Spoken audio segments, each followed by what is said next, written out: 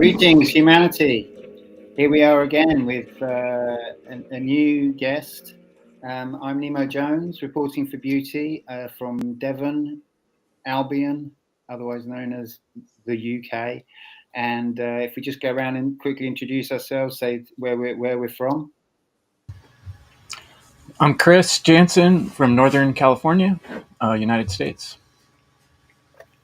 Hi, I'm Yvonne from Norfolk in the UK. Derek Bartolocelli out here in beautiful southern France by the Mediterranean. Can't be complaining, friend. Yeah, I'm Oscar from Denmark, and today we're speaking about the topic of property. Should I do an introduction about it? No.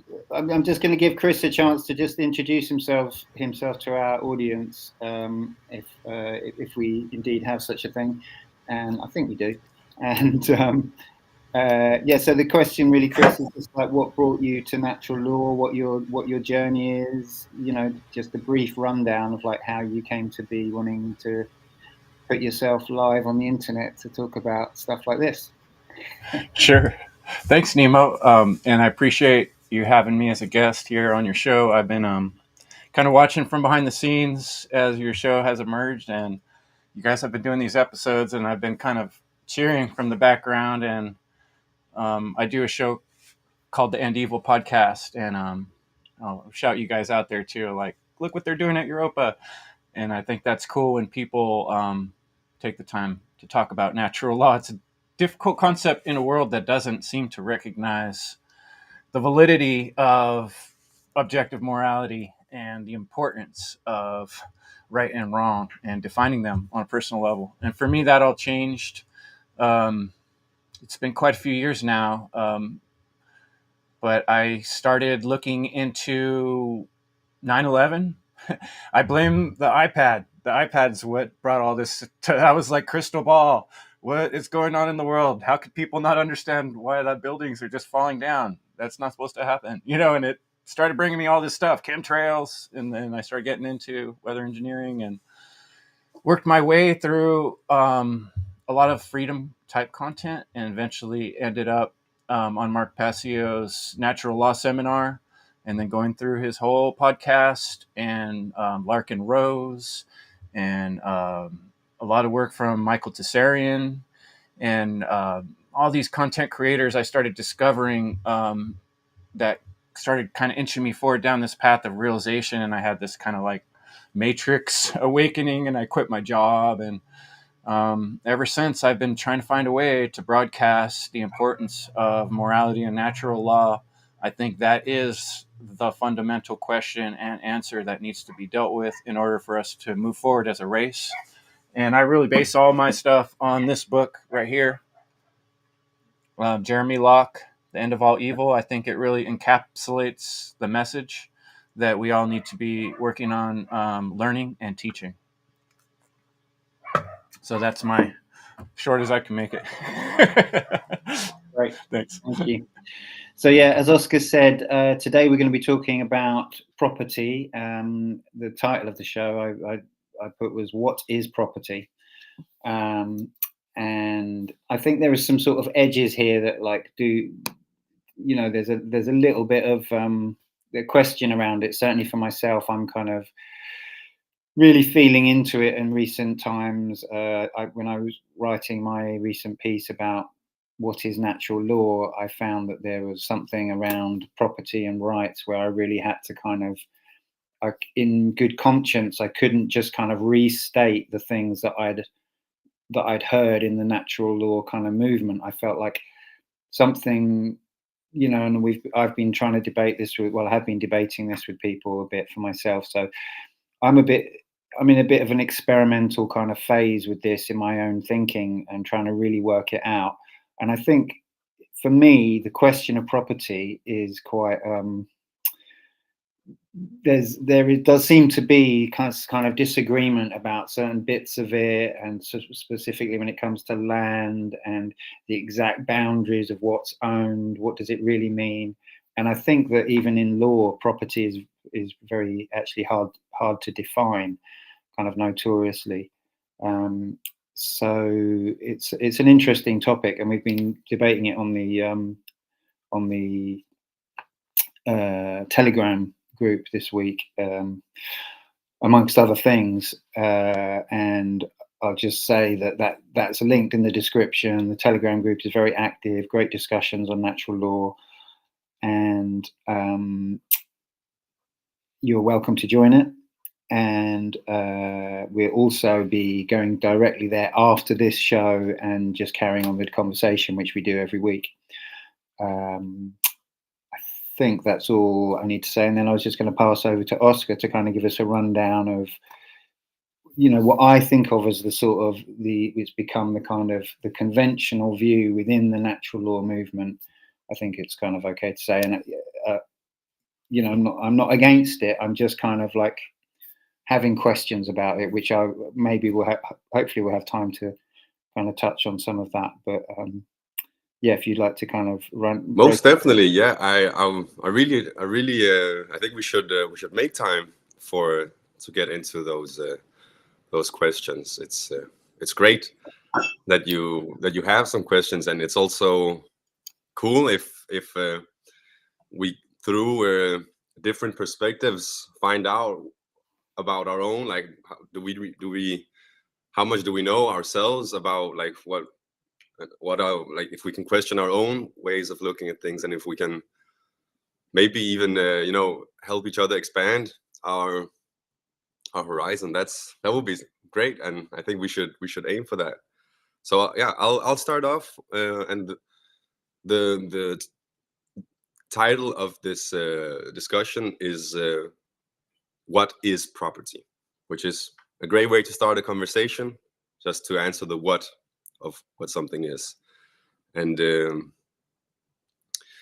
yeah, I'll just look up the word in a dictionary, and maybe Derek, you can share my my screen. Sure. I mean, I got the etymology page up right now if you want me to just... Oh yeah, maybe share that. That would be cool.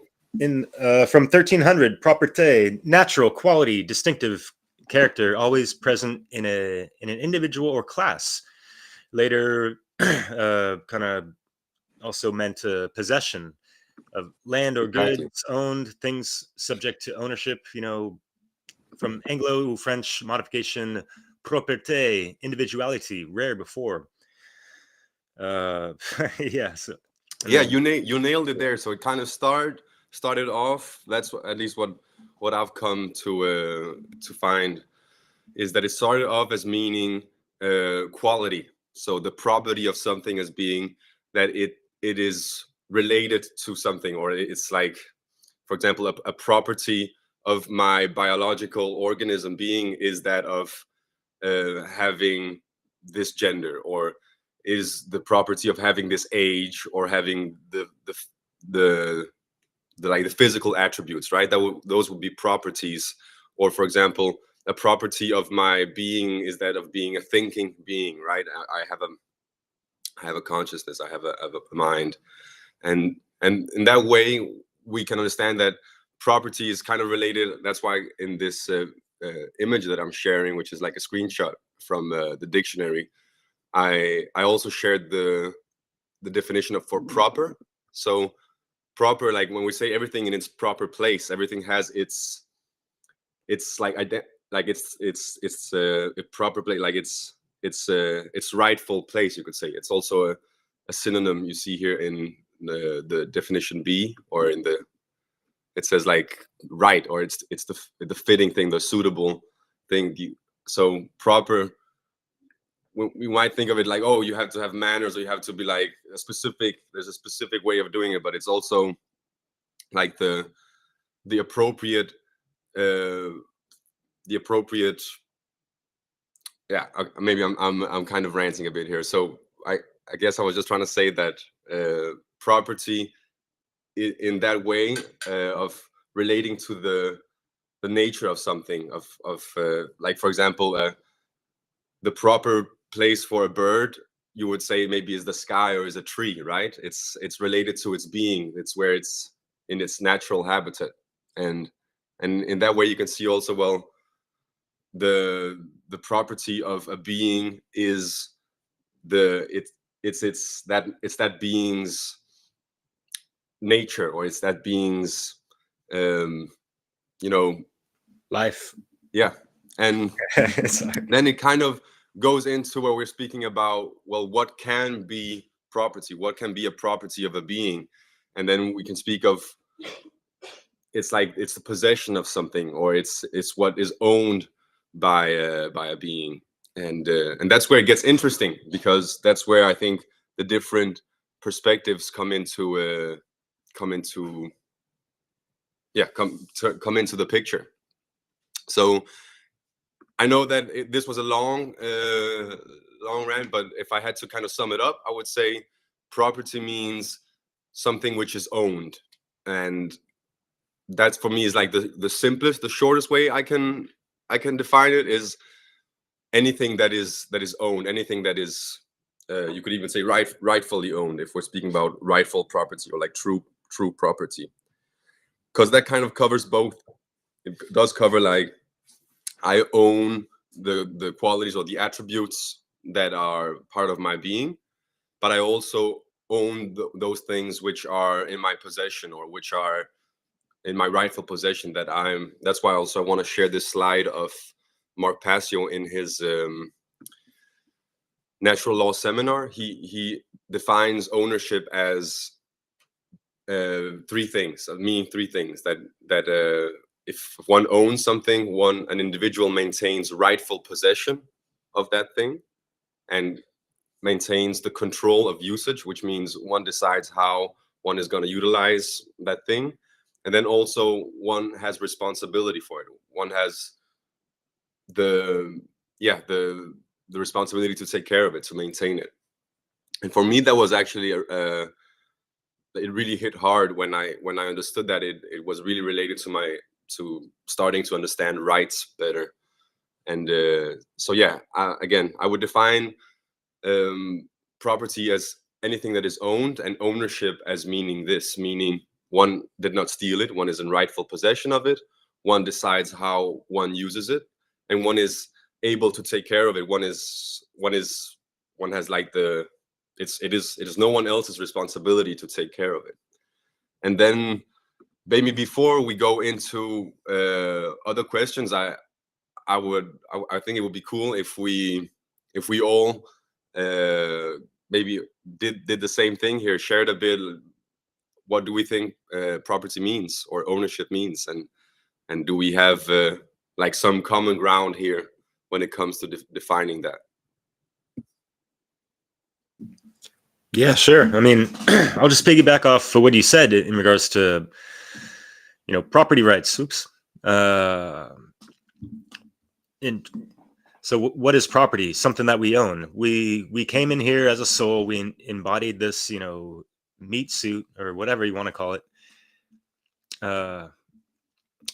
And it's something we have to take care of. We have to find the ability to respond properly to it, and respect it and defend it as well, because with this life essence we have in this matrix, or just in this world, our freedoms are being impeded on, and our free will, we don't have all the free will choices that we actually should in our proper natural state. So yeah, there's a lot to consider, and and also we're going to get into this because just from the materialistic point of view, like, oh, like everything belongs to the earth, everything's temporary, so like it's not even worth owning anything, really.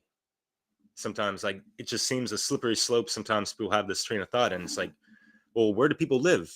Where do animals live? I think birds don't make a nest through the earth, and the sticks and all these things. So it reminds me of a really great chat we had with Chris Jansen and the One Great Work Warriors, talking about the book Ishmael. And in there, they have the concept of leavers and takers. And that is in respects to how we treat Mother Nature. And are we taking more than we actually need, and able to or are we able to, take what we need and leave the rest for, to keep the abundance going, right? So, yeah. Oh la la, mon ami. Magnifique. Yeah, that's all I'm going to say for now. So Yvonne, someone? Oh yeah, my understanding. Obviously, I agree with what you just presented, Oscar, and is when I think about like ownership, what do I own? I own nothing apart from my body. Even like the car I drive, I don't really own that. I don't own any possession. I don't have a problem with anyone owning houses, even land to a certain degree, if it's being respected. But my thing, what I was going on about on the chat in the last few days is that we've all been born into this world, and it just seems a bit out of balance, because land ownership, I think most of it, there's probably 1% of the population that's acquired owning land that's just in some way. The rest, I think, has been acquired through theft. It's either been stolen from someone else, or no, it has. It's just been stolen from other people, and yeah, I can't get my head around that. How we as human beings have sort of kind of accepted that.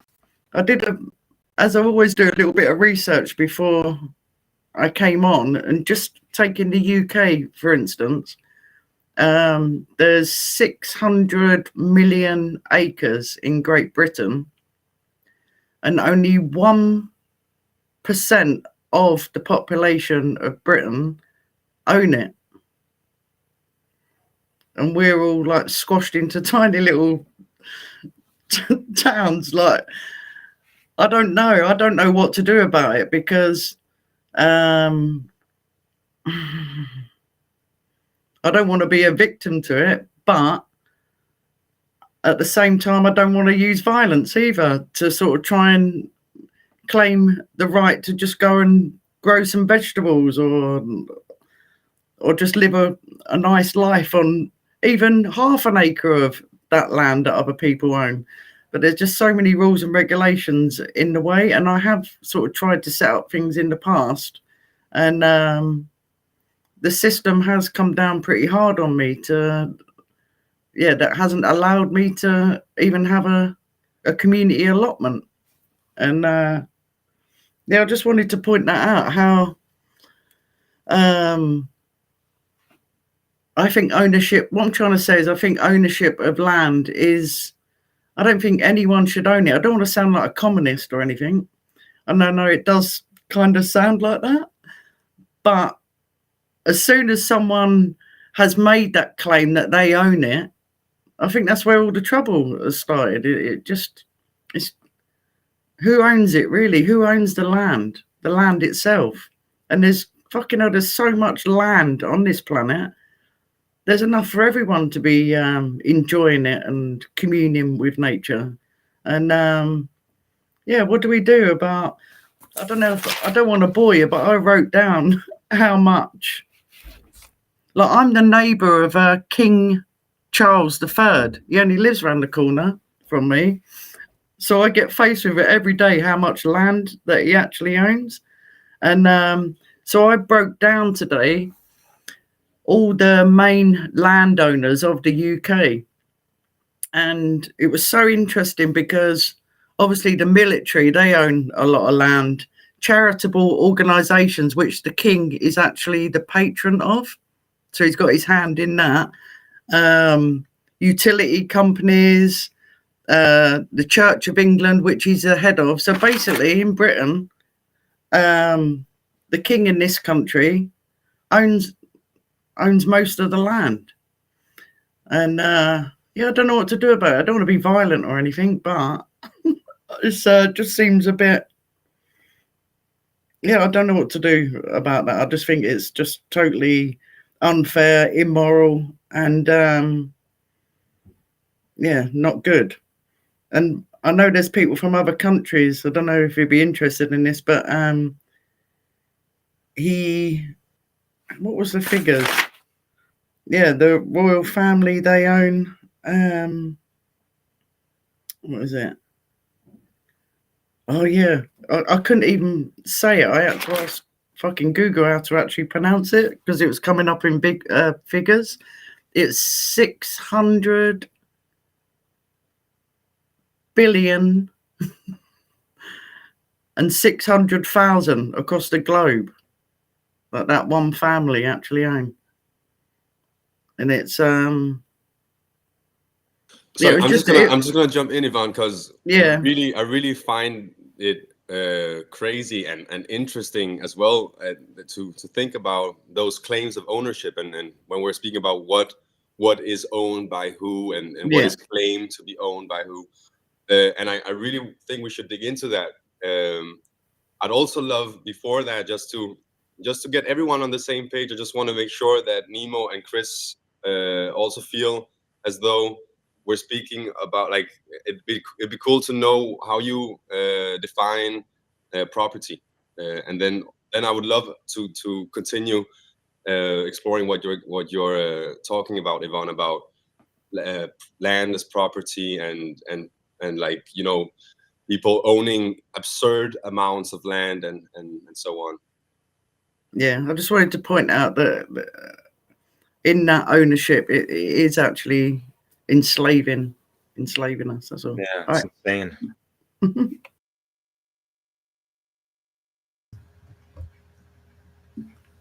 Chris, Nemo? Can't hear you, Nemo. I'll go ahead. I was saying, Chris, did you want to come in? Sure. Yeah. And I was just going to say I really liked the definition, Oscar, that you shared. And to me, it's pretty right on. But what I normally like to kind of think about in some of the talks is, like, I kind of split my mind into three. Like, in the beginning, I try to think of what's the problem? What's the crux of the problem here? Because in theory, I can see how, especially like when you look at anything philosophy from the outside, it can seem convoluted. And I think even looking at our chat, sometimes people might be like, what are these guys? You know, it's circular reasoning, you know, like you guys are going in circles. But there's a lot of nuance on these things. And it's very difficult and complex because for years and years, certain people on this planet, maybe not even people, who knows, there's been a lot of violence and harm done to the minds of people on this planet, to the point where people are very confused about the meaning of things because there's been a lot of lies told to people from the time in which they were very young. So a lot of these basic concepts like property, which seems really simple, things you can own, things you can have, right, is super obfuscated. You know, there's all these complications, and Yvonne's bringing up some of the things that, you know, come to mind. Like, wait a second, what about, you know, all these people that are stealing on a massive, you know, and, you know, there is this problem of people claiming land, which, how do you really own something that comes from the creator and that lives longer than you do, you know? And I understand those arguments. And so for me, the crux of the problem, really, the reason that property rights is so important and the crux of it is, I usually call it our skin. I feel like there's a natural boundary formed by the universe, formed by reality. And a lot of times we can find allegories or metaphors in nature, just the way creation is. And it shows us things, but we have to kind of use our right brain a little bit along with our left brain to really make this work. Because we can be really left brain and pick apart a word, and this is the exact meaning. We're just talking about a thing, but there's also the spirit of the thing and an understanding of how it fits into the context of why is that important and what do we do because of that, you know?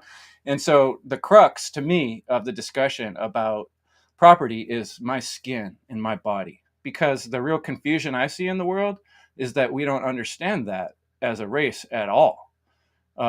Government owns you the way things are right now. They own your stuff, they own your time, and they own your labor. And that's where the crux of the problem is, that most people think that's okay. They don't see the problem that someone else is claiming ownership on 30 to 50% of everything you do. That's like someone saying your left arm is mine for your whole life, from the time you're born to the time you die. You can only have your right arm. The left arm belongs to our organization, which isn't even a human. It's an entity, which is kind of like a bad spirit in my mind, like a demon, you know?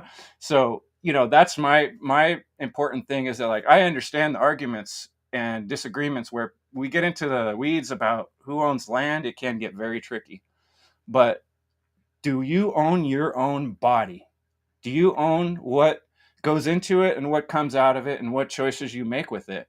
Is the crucial question that most 99.9% of the known world does not seem to understand at this point. And so it's so important from my point of view to kind of like really nail that home and really kind of like get that across. All the other stuff we're talking about is great, and it's super important, because we got to figure all that out once we get this part of it figured out. Once we understand that basic boundary of our skin, and we respect that you get to do what you want with your skin and I get to do what I want with my skin, then then we could start figuring out what do we do with our tools and our stuff and our land. But we're not even there yet.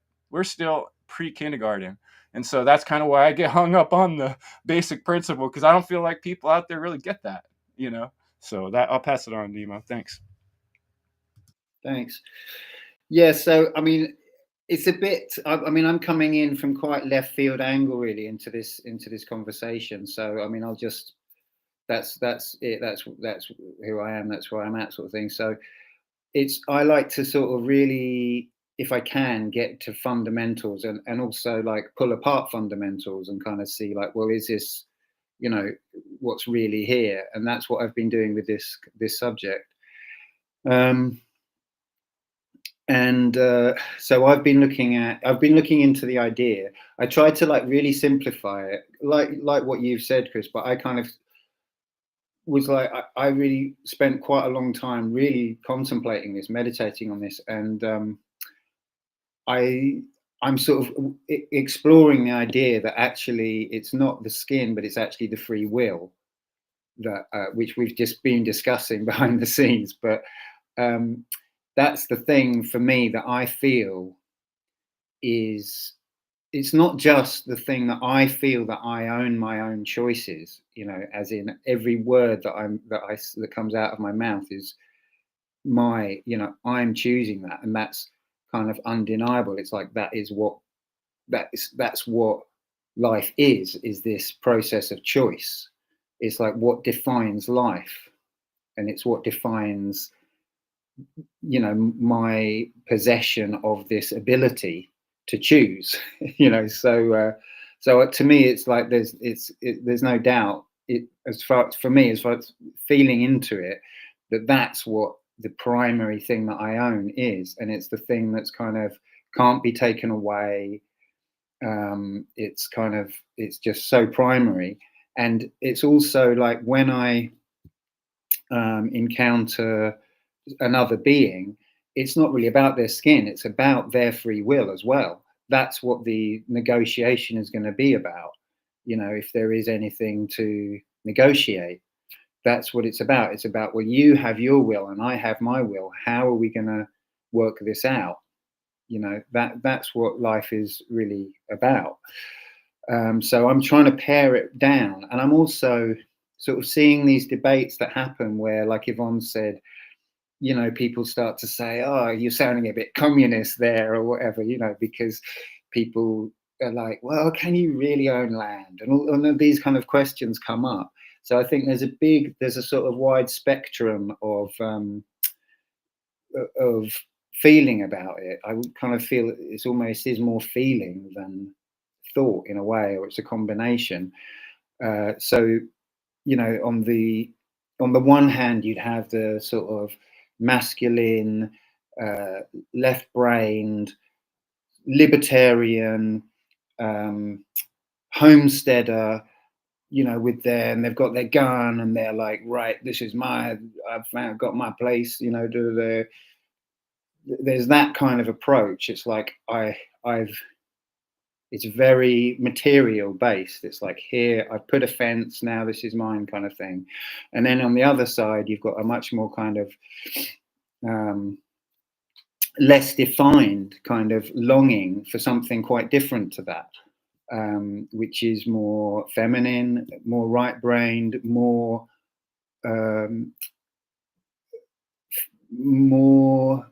empathic, and more about how we relate to each other and how we are, and how what we really are to each other.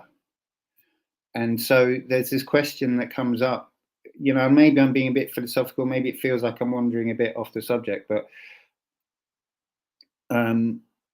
you know, if we think about what do we want in the future, do we all want to be armed and able to defend ourselves and exercise the self-defense principle, you know, at our drop of a hat? Is that what we want? Or do we want to be brothers and sisters sharing, you know? And I know which one I want. There's no question in my mind which one I want, and which one is heaven for me, is to see, you know, it is to see, to be part of a family that is a functional family, you know, not a dysfunctional family. And so that's why this whole question about property, ownership, possession, it kind of feeds, the problem with it is, or a problem with it is that it kind of feeds into this fear, you know, fear of loss, you know. And when you start to, I notice this when it comes up in discussion, the sort of tension seems to come up, and people seem to start to go, well, hold on, if you're saying, you know, you can't own land, then but what about my home? You know, it's like it's a kind of, there's a fear-based response potentially. And I'm not kind of dismissing the ideas of, you know, rightful ownership and stuff, although I mean there's lots of chat going on. Unfortunately, we still haven't figured out how to get it up on the screen, but there's lots of chat on YouTube, and part of what's being said there is, well, how do you define rightful possession of particularly, I think, of land? What does that actually mean? And you know, I'm sure there is a you know, kind of a clear answer for that, but just to kind of like detour a bit into that question, I've looked at, without, you know, and I'll finish on this just to go, I don't want to go on too long, but I've had debates with people where they've kind of compared land to any other material thing, you know, and they've said, oh, land is just it's just like a hammer, you know, you can own a hammer, can't you? Well, then you can own land, sort of thing. And to me, like, land is of a completely different order to any other material thing, because it's the plane of our existence. And so you know, if you're demarking, you know, if you're marking out, well, here's a place you can go and here you can't go, well, that's your freedom of movement. That's impinging on your freedom of movement. So I mean, I thought of a sort of little analogy, but I won't. Maybe I'll have time to sort of go through that a bit later. But I'll finish there. But that's kind of something about the approach that I'm kind of bringing to it. And one very quick last thing is that, you know, I think we're all in this we've developed a habit of like noticing what it is in our psyche, in our worldview, that's false. You know, we want to find what's false. And, you know, so I do have this question, is this whole paradigm of property false? Is it a false religion? You know, is it worth considering that that's a you know, the possibility of that this, you know, without wanting to be a communist, you know, which or whatever, you know, it's like, is it worth looking at and questioning? And for me, it is. I mean, I'm enjoying it, and you know, it's not to poo-poo anything that's that other people think, you know, or anything that's been established. You know, it's just, I think it's good to question, and that's what I'm kind of doing. I think you touched upon a very interesting thing when it comes to when you described that maybe the only thing we can own is our free will. You said that it is something that cannot be taken away from us. And I thought that was an interesting aspect when we're saying that maybe part of the way we should define property is something that cannot actually be taken away from us. I'm not saying that that's the way we should do it, but I'm asking the question, and the reason I'm doing that is because it's an argument I've heard before when the topic of property has been discussed. I've heard, well, if someone can take it from you, then you don't really own it. Is an argument that I've heard, which I thought was interesting, and also maybe related to that aspect we were speaking about before. Like, there's three aspects that Mark Passio uses to define property, and the third one is responsibility. If one is not able to take care of it or defend it, maybe one actually does not own it truly. That's one way of looking at it, right? But yeah, I think what it made me want to explore a bit more is, and which has also already kind of been explored in this conversation, is what can be owned, and also more deeply, what is it that cannot not be owned? I mean, a better way to describe that would be to say, what is it that is there property that one cannot abdicate ownership of? Is there things that we can't not own? For example, when we speak about ourself, can I truly not own myself, or my mind, or my body, or my time, and my rights? And it is a question. I mean, it's not a rhetorical question. I'm actually asking, because on one hand, what one could say can come with one argument, and one could also come with other arguments. So that's one of the questions related to what is it that can be owned. And also another important question, I think, is what cannot be owned. And I think also we kind of touched a bit on that, Nemo, when you spoke about the world you want to live in, a world of brothers or fraternity and sisterhood, where we don't own each other, and we understand that we cannot, like, any claim of ownership over another being is a false claim, is not a claim that is true in nature. I think that's kind of what, like, the most important thing when it comes to understanding what is it that I cannot own. I'm not in the possession of another being, any other being. I don't get to decide how to use, like, how another being should go about their lives, and I'm not responsible for for another being. Like, everyone has personal responsibility. That's not to say that we cannot be stewards and be way showers, or parents, or uncles, or aunts, and grandfathers and grandmothers, and so on, that we can be that positive example and be nourishing and protective, and so on. It's to say that everyone has personal responsibility. And yeah, I think that's for me is like, because it's also the apophatic method of inquiry, right? It's exploring what ownership is, or what property is, by saying, what is it not? And yeah, I thought that was something I wanted to share. Another thing I wanted to share was this thing that you kind of spoke about with the fraternity of people in a society where people are sharing and have, like, what do you call it, support, like, yeah, where people are mutually supporting each other, right? And that is a beautiful thing, and that you see in nature, in the most cool systems of nature, where different beings or plants and so on, they collaborate. Synergy is called, right? Or symbiosis, where you have this mutual support. And I don't think that is in opposition truly to beings being able to defend themselves and carrying weaponry or firearms. Of course, there is an extremity of that attitude of, we should be able to defend ourselves. We should just, like, we should focus so much on our ability to be able to protect ourselves that we forget that we can also help each other out and share. And it doesn't become like oh, you're trying to step over my boundaries, you're trying to get mine. So there is some truth in that. There is a schism that can happen, which you also touched upon, Chris, when you spoke about the left brain and the right brain. And I think we're gonna maybe encounter that that topic as well some more in this conversation.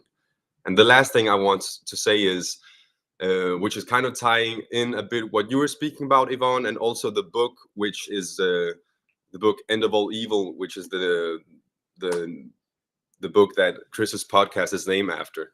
And if around page 50, it's a very short book. In I think it's around 100 pages, and then it goes into around page 50 that that nations. There's a small chapter about nations, and it goes into this that we've spoken about. I'll just read from the book. It says, nations drew lines across the globe and eventually swallowed up every inch of inhabitable land known to man. All those who live within these lines become the property of the state.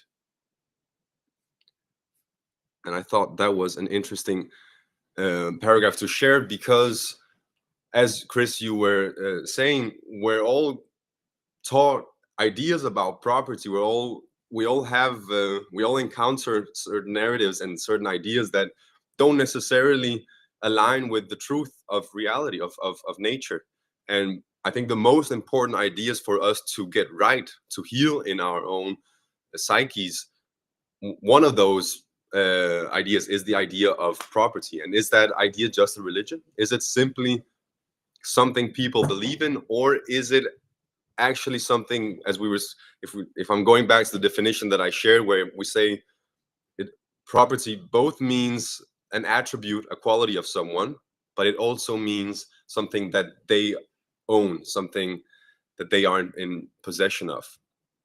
And I think we should really own everything that is ours, like own it as in, like, integrate it. And when people say own it, in the sense that you should take responsibility for it, right? We want to claim everything that is ours to claim. We don't want to have things that are actually ours slip through our blindness. We want to be aware of who we are and what is ours, and in that way also become aware of what is not ours, so that we don't violate others, don't violate that boundary. And so, yeah, I'm saying that there is, just as we've spoken about objective truth and objective morality, that there is such a thing as objective property.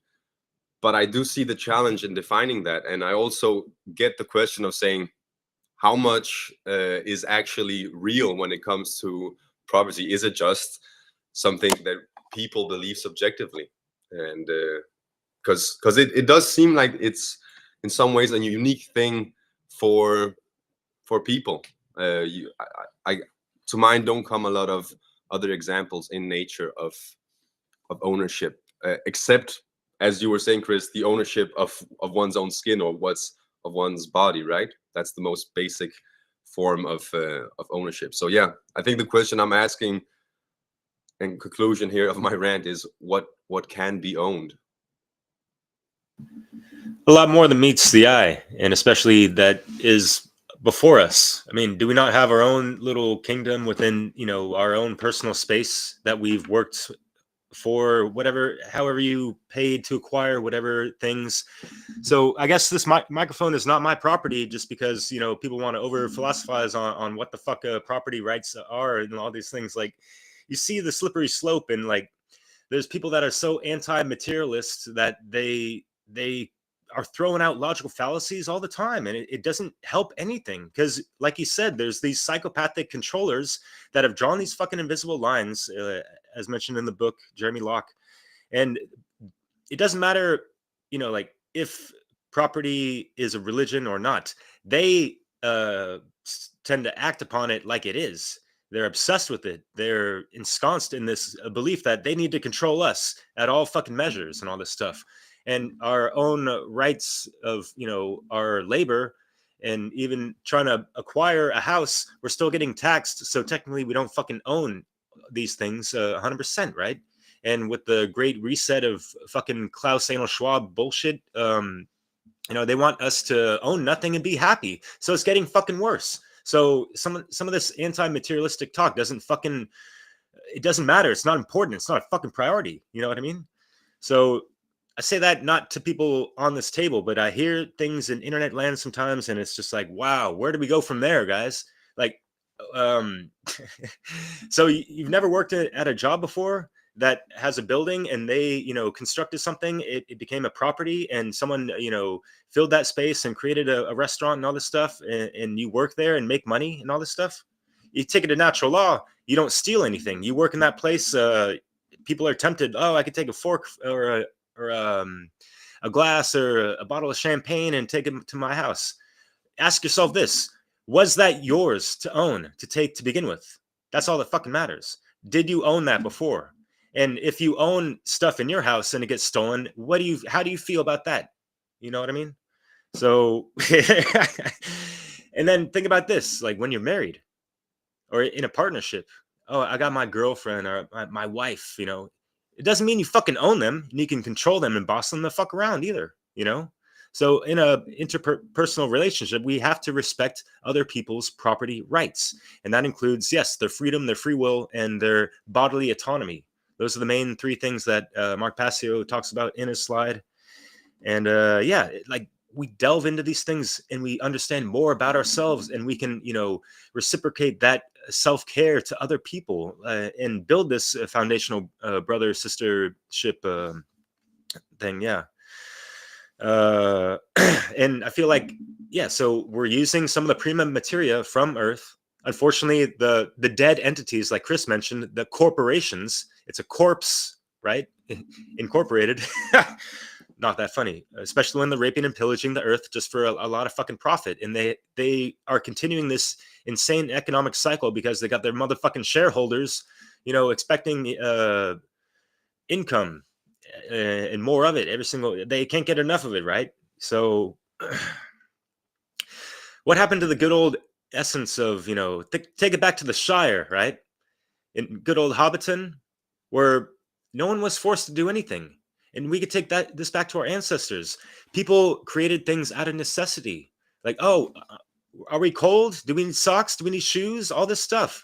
And so people were creating things not only for themselves, but for other people, for the betterment of everyone around them. So there's a lot of things to consider in the light of these topics and how we manifest these material things. And yes, it becomes a religion in a sense, into this materialistic narrow-minded mindset. And it's unfortunate because people tend to get greedy and like they're in this fear state, Nemo, like you said, like, oh, this is mine, I can't lose it, or what, and they don't even want to share some of these things sometimes.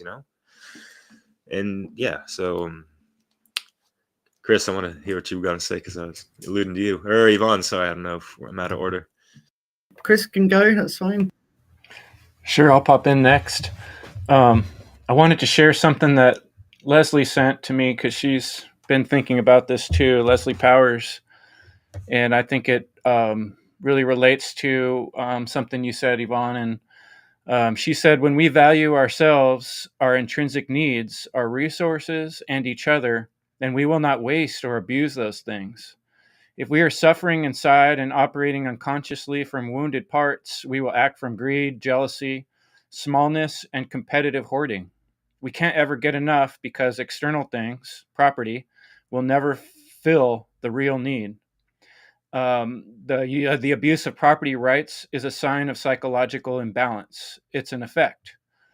And, I think she's right. I think that part of the reason this stuff is all so confusing is, like I said before, there's so much pervasive, confusing messages been put out for so many years, and people have been doing things in such a wrong way, like in Ishmael becoming takers. But I really appreciate, too, the words of Viktor Frankl. And Viktor Frankl, someone who I've always quoted because he, experienced about as far as they can go, killing your whole family, threatening to kill you, torture, all these things, right? He said, between stimulus and response, there's a space. That space is our power to choose our response. In our response lies our growth and our freedom.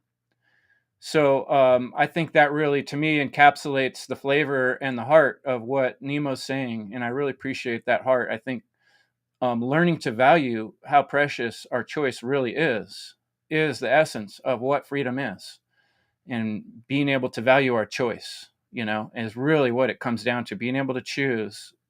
And so, but that's just kind of finishing the thought I was saying before. I also wanted to provide some resources for folks on the subject of property. I think a lot happened during, 100, 200 years back, maybe even a little more. Some of the socialism movements that came along produced a lot of writers that saw the problems with socialism and started doing a lot of writing about how to solve the problems that socialism created. And that's the things that you're kind of getting accused of, Nemo. I think of a story. These English settlers, traders land in a Haitian, I think it was Haiti, and they're trying to land their boats, and all these villagers come out and they just start plundering the ships and taking all these people's stuff, because that's the way they did things there in their village. They really shared openly. You're allowed to use whatever you want. They didn't have the same boundaries that we have in the modern times, nor the English people. So, in some of these situations, it turned into a bloody killing. They just started killing them all because they thought they were stealing their stuff.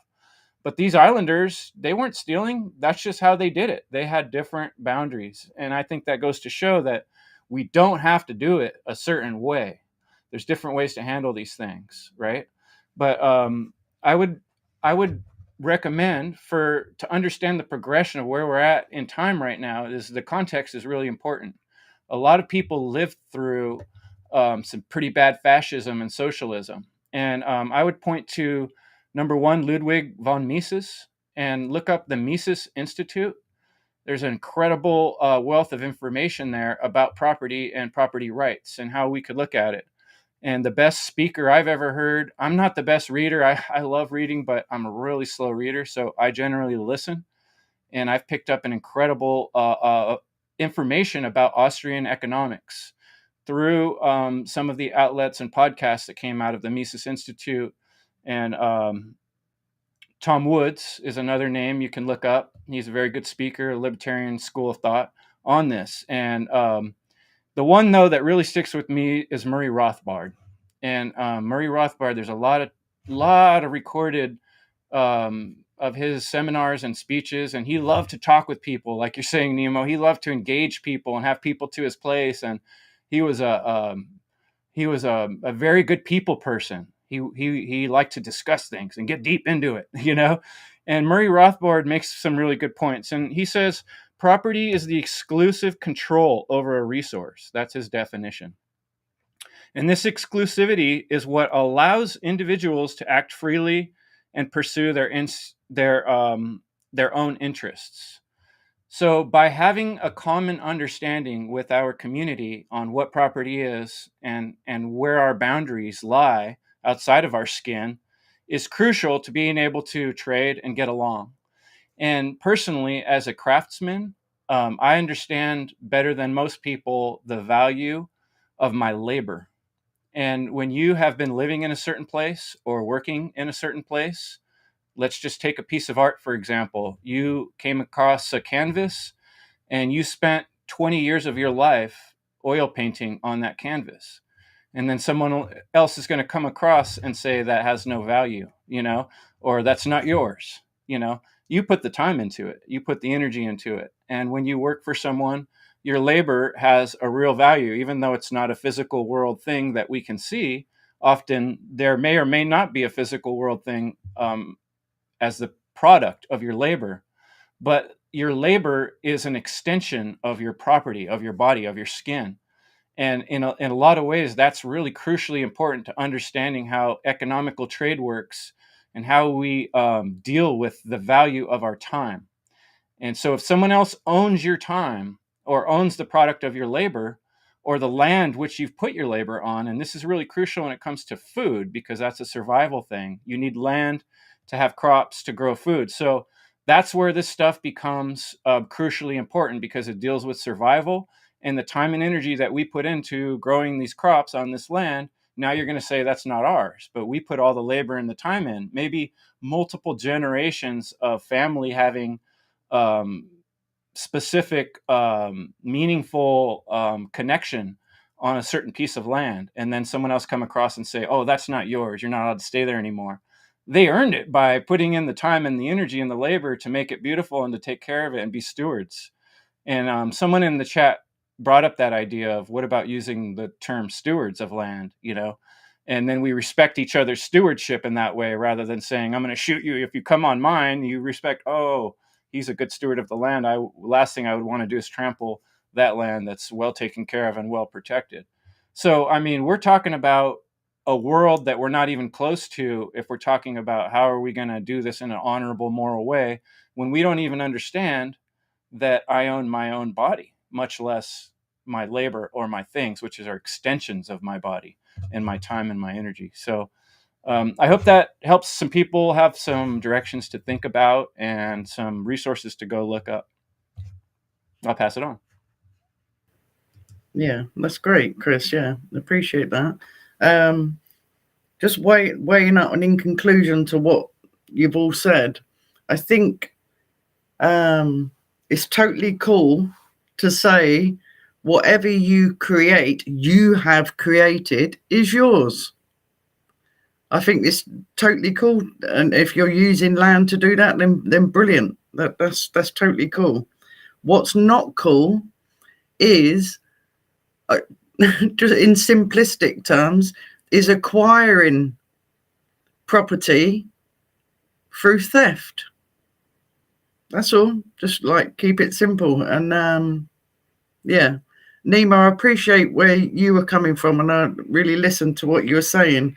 And I think what I was getting from you in all the conversations that I've had with you before and this evening is that you're, correct me if I'm wrong, you're maybe looking at the effects of the immoral actions that have actually happened, that's rendered us all in this situation for eons and eons and eons. And I'm suspecting that you're thinking that maybe some of the attitudes or solutions going forward are still, I don't know how to explain it, on the back of those effects. I don't know if that's what you were trying to consider and contemplate when you was contemplating what you was it that? Yeah, I think so. I mean, I think this idea of like the future. Well, I'll run through a couple of things. One is like, I'm shameless about being idealist. I want to be as idealist as I possibly can. I want to use my imagination to envisage the ideal. That's like that, as far as I'm concerned, that's what my imagination is for. And I don't know if I'm even that good at that. It's like that's what I'm trying to do. Is to like engage my imagination to in order to create that future. And I can't remember where I heard this recently, but there's this sort of like question. Apparently, like some people are really questioning whether barter has historically been a kind of inherent part of tribal or native indigenous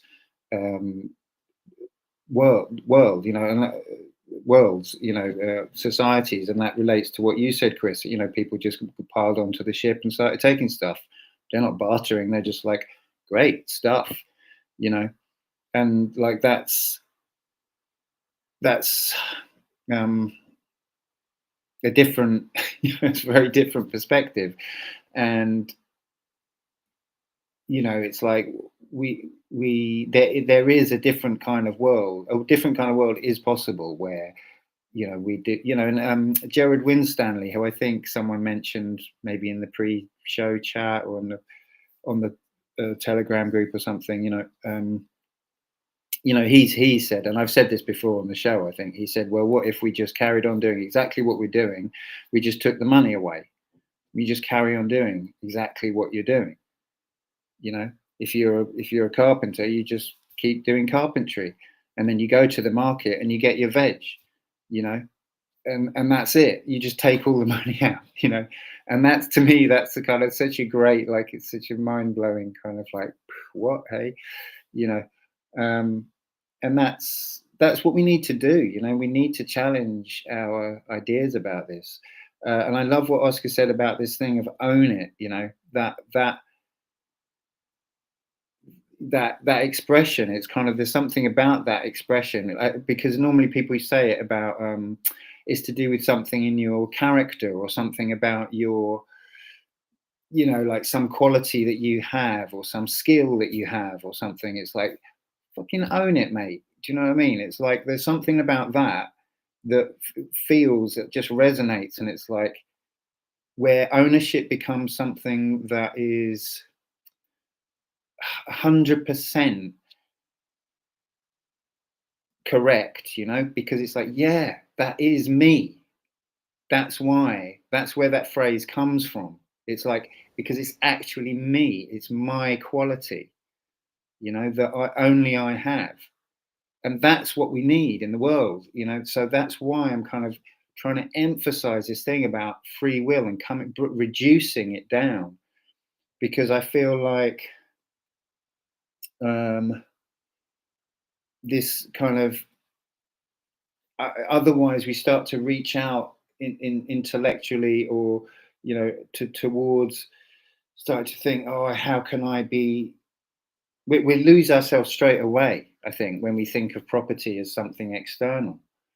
You know, the first thing we need to have ownership of is ourselves, and we haven't got that. I mean, I think maybe I'm echoing what Chris has said, but maybe slightly different language or something. But I don't know. This, to me, this excites me on this subject. This is where I start to think, hold on, there's something here that's different to the kind of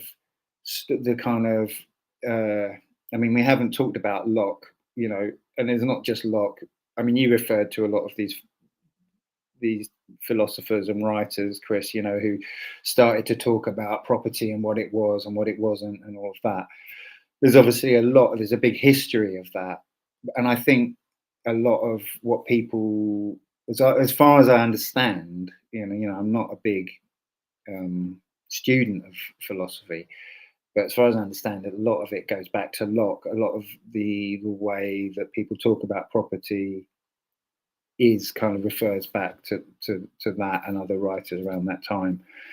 And I don't know. I kind of find, I feel like there's something here. There's an interesting question here about finding something rawer and more alive. You know, about what ownership is. You know, I own my life. You know, that's the kind of like, fuck the rest. You know, like that. It's the importance of that. That you know, if we were all actually able to like feel that and be free, exercise our free will, then we'd start creating something quite different. And it wouldn't really revolve around, you know, systems of understanding and bartering and giving and taking. It would be just giving, because that's all that we can really do in life, in a way. Yeah, which is great, and that's what I'm sure everyone here is aspiring to. I just think for that to start manifesting on a large scale, we first need to fully acknowledge that we are completely enslaved by greedy thieves, and that does need to be pointed out just as much as like us experiencing, like, we have a responsibility to like feed our spiritual side 100%. We need to keep that going, but I do think that a bit of activism does have to come in order to try and explain to people what has enslaved them, and the people that are enslaving them and are still enslaving them. And maybe we'll get to that point afterwards, because it's very difficult in order for people to experience what you're feeling and what you're thinking, Nemo. There's so much mind control to get through, to get to that point.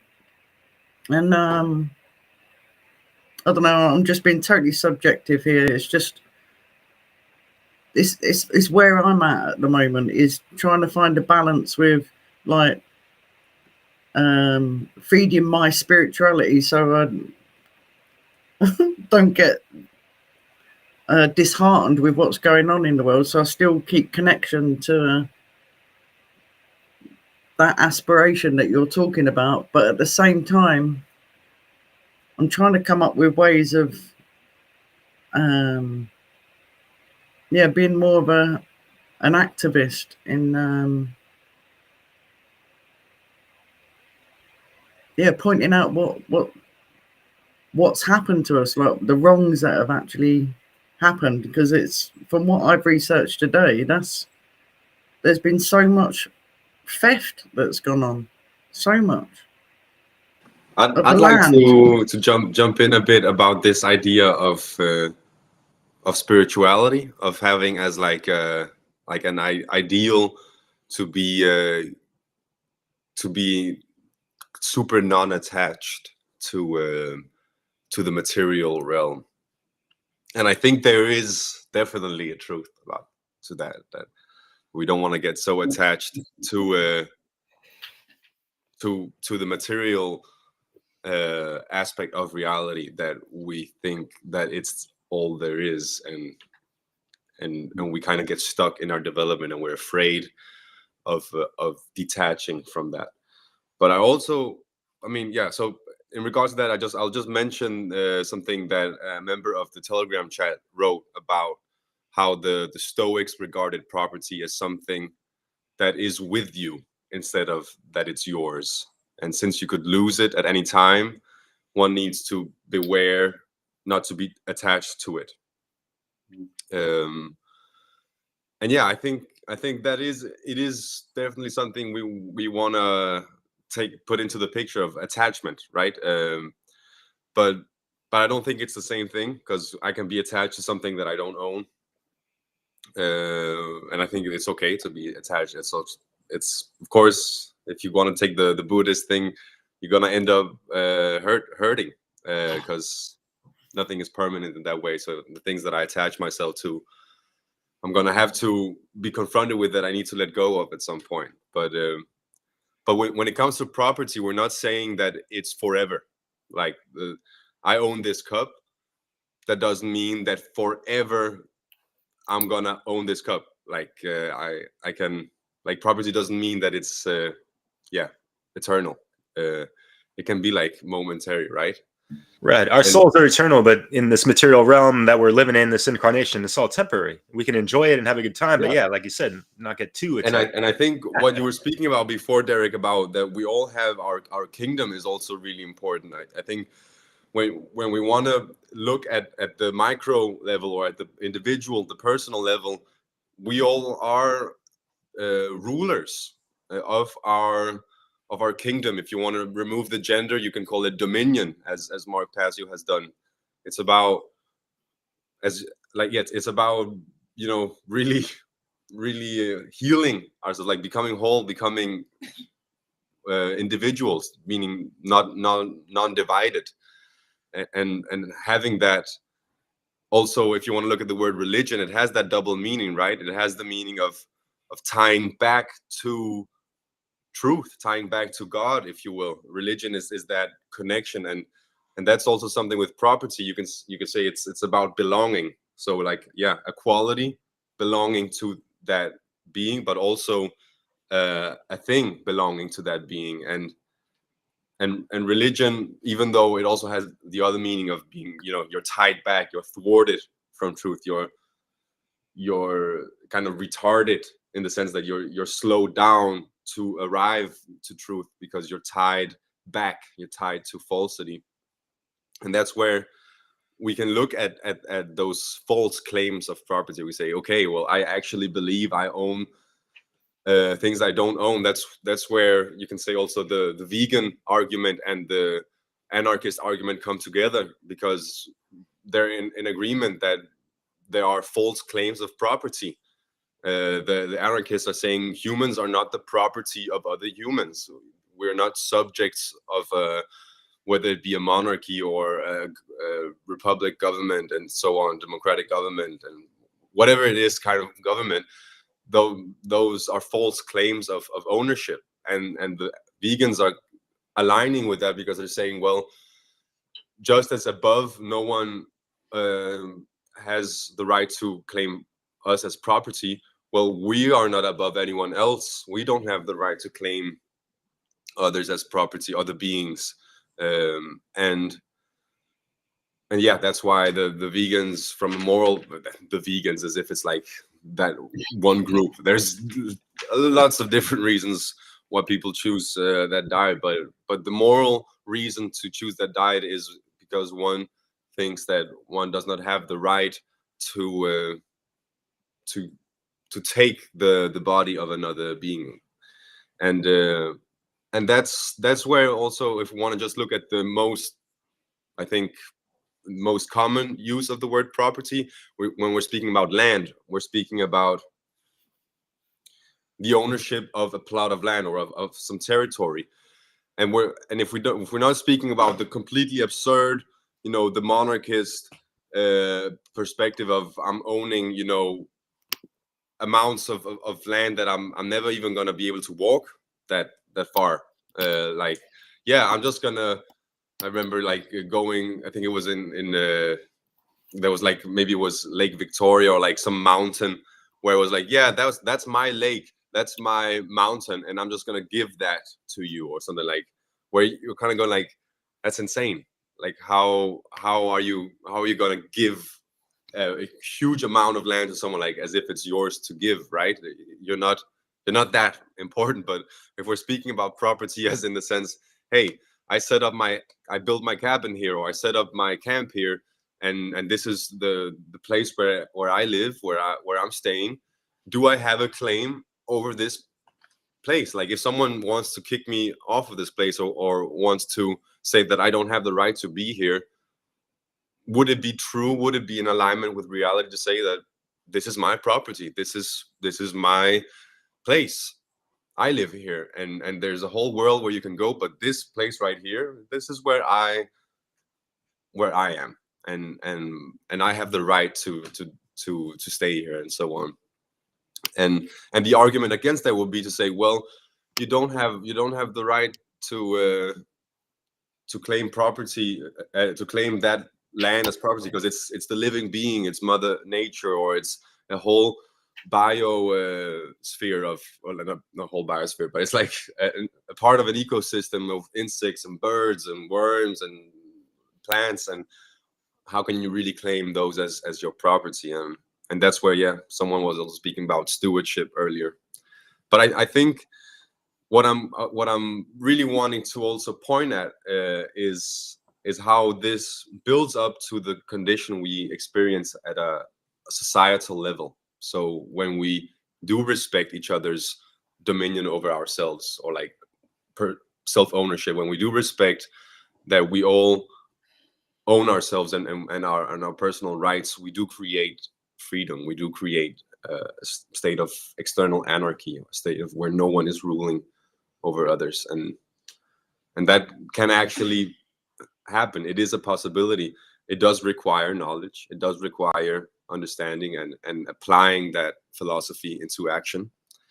And that is something that we as humans have the possibility of. We're not, if we want to, I'll bring up this slide here of why are we in the condition that we are we're in. trying to wrap it up, brother. Yeah, past the hour. reason, You know, the reason we are in the condition that we're in is because we, at a collective level, do not still understand what does it mean to own something, and what does it mean to steal something. And yeah, thanks for everyone, Derek, Chris, Yvonne, Nemo, to speak on this subject, because it really is important to clarify what does property mean, and what can be owned, and what are violations of property, if we want to change the current condition that we find ourselves in. well said. Cool. Well, thanks everyone. We're like 15 past the hour. Anyone got any brief closing remarks? Yeah, sure. Just because Oscar, you touched on it, and I had it written down in regards to animal rights, and it's just a matter of asking yourself, do you own that piece of property of another living being? No one does. Short answer. But with how things have devolved from humans needing to sometimes sustain their energy for thanks to animal products, whatever. Ask yourself this: how do you honor that life that you're ingesting? Things to consider, and also in the light of today's era with AI, they can infringe upon all types of copyrights. We've seen, I don't know if you guys have been up on this. Chris is a copywriter actually, and it's a slippery slope with some of this AI stuff, because they can just recreate and regenerate anything that's that humanity is pumped into these algorithms and all this stuff, right? So things to consider. And as Sarah Cross said, thank you so much for the comments. Anything can be taken from you. It's about responsibility and disallowing that action, really, holding that self-defense principle, so folks don't get the idea that they can just take advantage of other people's property and get away with it and continue and perpetuate that, and others get influenced on that bullshit. We got to nip it in the butt, type of thing. So yeah, that's all I got. Thanks for everyone joining the chat tonight. Thank you. Yeah, I just got one little thing. I had a little message from Voluntarist Academy. Voluntarism is the future. But he also recommended Pierre Joseph Proudhon. And Proudhon believed that all possessions have two parts: a part that is for the individual's liberty and a part that belongs to society. So he both said that property is theft and that property is liberty. So there's a lot of philosophy to study on this topic, and it's not a simple one, but I think the main clear message I would send to folks, the takeaway, is your body and your choice is the property that we're really concerned with. And there are other people, other entities like the government making claims and telling lies to you about that situation. And it's time to wake up to the value of your choice and your will, as Nemo says. And I think that's a heart-based communication that you're sharing. And I really do appreciate it. Now that I really understand it more fully and how you're presenting it, I really appreciate that, Nemo. Thank you. Thanks, Chris. Yvonne, any last thoughts? Yeah, just on the back of what Chris just said, I'd like to give a shout out to Derek and Leslie and the lady that you interviewed that you put on today. Is it Henna? I keep forgetting. Henna Maria. Yeah, because I think she's gave a great example of how we can take steps to gradually getting away from the enslavement. And I think it's well worth a watch. I don't know if you could. What was it on? No, it was on Divide. Was it? What channel was it, Derek? That good old Dissolving the Divide. Dissolving the Divide. Yeah, I'd highly recommend. Yeah, there you go. Watch it, because instead of, I know I brought up some heavy things about the royal family owning this and owning that. I don't want people to go away and think that they're powerless. The only way forward, I think, is for the collective to start learning what morality is, and I think we're all over the centuries have succumbed, to a mindset that needs to be changed first. So it's just on the back of what Chris was saying. It has to come from yourself, and then I'm sure the rest will take care of itself, and we'll maybe reach the point where you're thinking, Nemo, eventually. But it's maybe we won't see it in our lifetime, but we've got to keep pushing forward. Friendly reminder, because Chris, thank you so much for joining us. He is organizing this next Freedom Under Natural Law conference, Funnel 4, happening February 22nd. It'll be online for free and all that good stuff, and there'll be myself included, even Theo Lukes a little bit, Leslie, and the whole natural law gang that's been at it for quite some time. So yeah. And we got some good music starting to line up too. We've got 3 or 4 musicians that are gonna give us some good tracks to play too. So it'll be a fun weekend. Sorry if you don't mind that plug-in real quick, Nemo. Yeah. No, of course. I think we should be doing more plugging. Really, I'd like to plug my myself a bit more than I do. But yeah, go for it, man. Well, I mean, you can find your stuff on the Link Hub though. That's true, yeah, but it's nice to say. So you can find my stuff at nemojones.com. There's music, there's songs, and there's my blog, Reporting for Beauty. I'm working on a bit where I'm researching like Proudhon and all of these kind of guys, trying to figure out the history of thought around this. So it's this has been a great opportunity to do more research, really, from my point of view. But thank you all for being here. Really appreciate it. Thanks to all the people in the chat. The chat's been like absolutely going crazy today. I can't follow it. It's a bit unfortunate, but hopefully we're still working towards getting it up on the screen in the future. Hopefully that will be happening. As always, you can join the Telegram group and join the discussions there. We're going to go from here. Whoever wants to can come straight to the Telegram group and chat to us there. That's what we're going to be doing for another half hour, whatever it is. And next week, we are going to be talking about free will, I believe. Free will / responsibility. I think that's going to be our title for next week. So have a think about that. What the hell is that all about? And we've obviously touched on it a lot today. Okay, I think that's all I need to say. Remember to like, comment, subscribe, share, all of those things. And yeah, thanks again, everyone. Great discussion. And I'll see you next week on Europa Natural Law.